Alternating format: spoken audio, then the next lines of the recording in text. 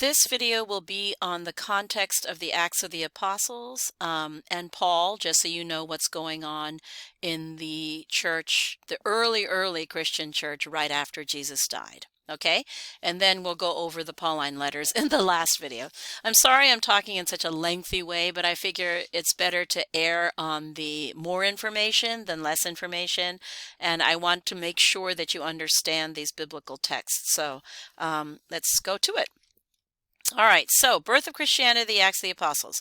Now, one thing just to reiterate, the Gospel of Luke and the Acts of the Apostles are often seen as one giant book called Luke Acts because it's the same editor, and they essentially kind of smoothly go from the end of Luke right into Acts with the same language and with the same sort of detail. The Acts of the Apostles is the activities of the disciples and Paul. In terms of dating, the Pauline letters are actually the earliest material in the New Testament. They date to about the 50s, CE, maybe 15, 20 years after Jesus died in 33 CE. And actually, the Acts of the Apostles date to much later, like about 30, 40 years later.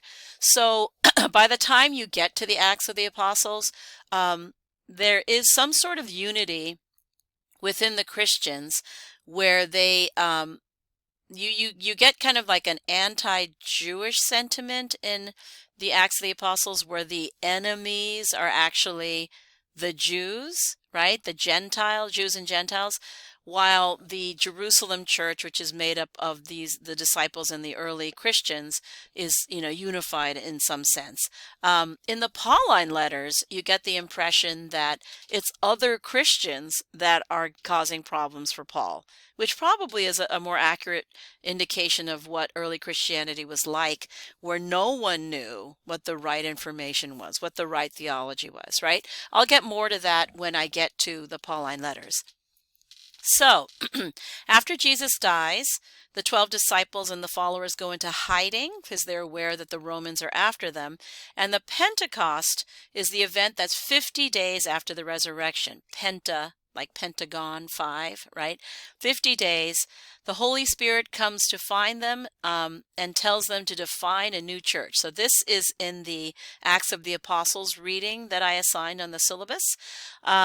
They give them tongues of fire, which basically is the ability to speak many languages, and with the Holy Spirit tells them to go spread the gospel or word of Jesus Christ. Okay?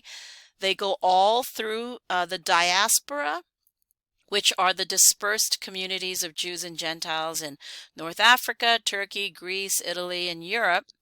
At this point, the Romans were in charge, and the Romans have this idea that the emperor is like the son of God.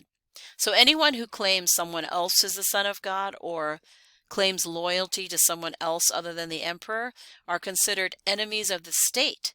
So they are martyred. So in this case, both Jews and Christians were martyred by the Romans in charge, only when the Romans notice them. I mean, if you're kind of in the dispersed communities of the Roman Empire and, it's some rural village or you're keeping it down low, the Romans are not paying attention to you.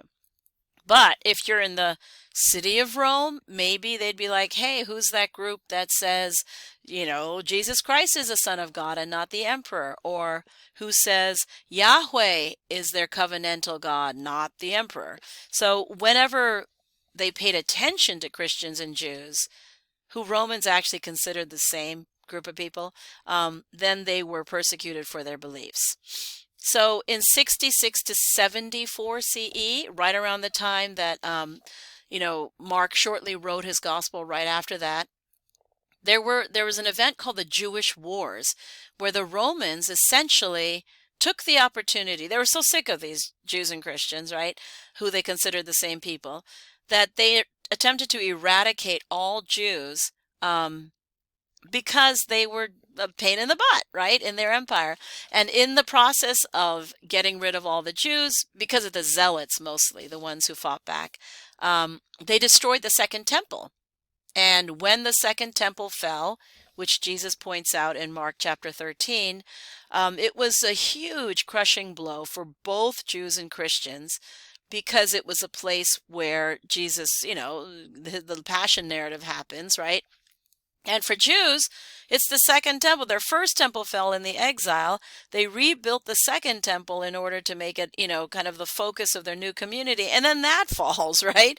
So not great, in other words. Like that is a break of their covenant again. And that's actually when Jews started to focus on the Torah or the text, because you can't focus on land that gets taken away, and you can't focus on the temple because that got destroyed, ironically, on the same anniversary of the destruction of the first temple.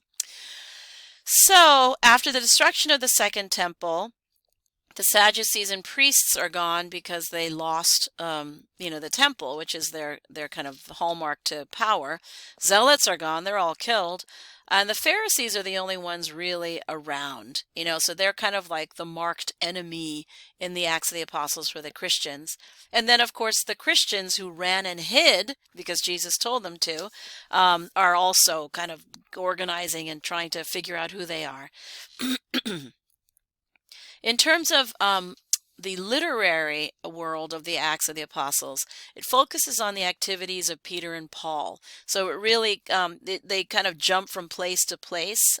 So according to the location of where they are, there's a lot of description of their activities. Message is carrying the message of Jesus given to them by the Holy Spirit to the ends of the earth, right? And a lot of it is just speeches. So that's why I'm not making you read all of Acts of the Apostles. These are the themes that are touched on in the speeches. Nothing surprising. Basically, going over his life and seeing it as a fulfillment of the scriptures, right? So I would have you take a look at that. The resurrection of Jesus, it could have been the death knell for that early Christian group, right? It could have been like, oh, well, there we go, and everyone goes home. But what it actually did was it gave those followers courage to proclaim the message of Jesus. Because Jesus said all that stuff that it was going to happen, they basically saw it as the obvious conclusion to Jesus's message. So Acts, with all those long speeches by Peter and Paul, are the ones that give credence to that movement of like the resurrection was supposed to happen, right? Other Jewish literature doesn't really mention these early Christians, so who's to say, right? And it looked like at least early on, Jews and Christians and Gentiles and Romans seemed to live peaceably. I think only in like places like Rome or places where they would pay attention to Jewish insurrections or Christian insurrections, do they actually persecute them. But in the letters of Paul, you will notice in Romans that he had been imprisoned. He mentioned being imprisoned frequently. So it's lived peaceably on the whole, but if you're a troublemaker like Paul and you're going around starting Christian communities, you're probably going to be noticed, right? In terms of the Jerusalem church, it's centered among those disciples, those Galileans who came to Jerusalem with Jesus and then stayed in Jerusalem and then were inspired by the Holy Spirit to start spreading the word. But it's not to say that he didn't have Jewish followers either. The inner circle of the 12 disciples basically, symbolically reflect the 12 tribes of Israel. And then the leaders of the church were Peter, Paul, and James, Jesus's brother. Okay, so they were kind of like, Peter and James are kind of like the heads of the Jerusalem church, while Paul went out and kind of preached to Jews and Gentiles in the diaspora. Did Gentiles who wanted to enter the Christian circle first have to convert to Judaism? According to the Jerusalem church, which are headed by Peter and James, they did have to follow certain logistical things, and one of them is circumcision. Okay, that is actually one of the cornerstones of issues, the main themes or issues that Paul has, because he strays from the Jerusalem church by saying you don't have to follow Mosaic law or Judaic law. You just need faith to be a Christian. because he's out in the diaspora trying to convert, and like if you say, hey, one of the ways that you have to be Christian is to cut off the part of your penis, right? They're not going to do it. So it's making his job really difficult. While for the Jerusalem church, most people in their audience are circumcised. So that's actually one of the conflicts that Paul has. And in the Acts of the Apostles, it is also cited. Early in the book of Acts, you have a lot of persecution by the Sadducean high priests and things like that. And in general, Jews and Christians were outside the fold of normal Roman society because of their devotion to their particular god against like Roman emperors or Roman gods. So as the church gains more and more, they become more on the radar of the Romans, more and more hostility goes to the Christians, right? In terms of leadership, like I mentioned, Peter and James were the heads of the Jerusalem church, and then they had a number of missionaries that went out into the diaspora. It doesn't really show who, but the structure of that early church seems to model the structure of a synagogue with a group of people called the ecclesia, or a group of elders called the presbyters. That's why the Presbyterians comes from.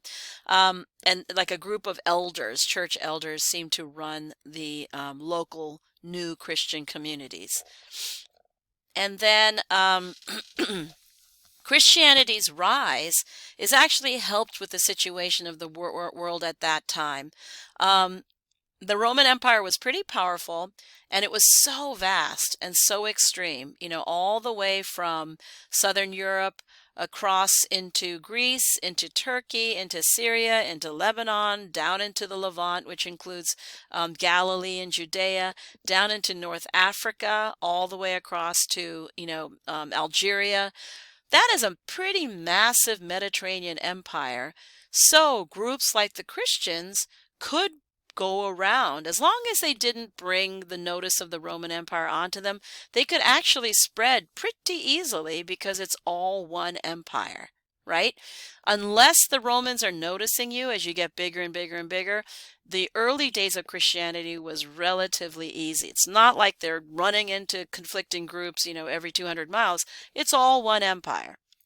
And then later on, as the Roman Empire starts to fall, Christianity becomes one of those many, many different religions within the empire that takes hold in certain spots. And eventually, Constantine, a 4th century Roman emperor, will convert to Christianity and make it the official religion of the Roman Empire.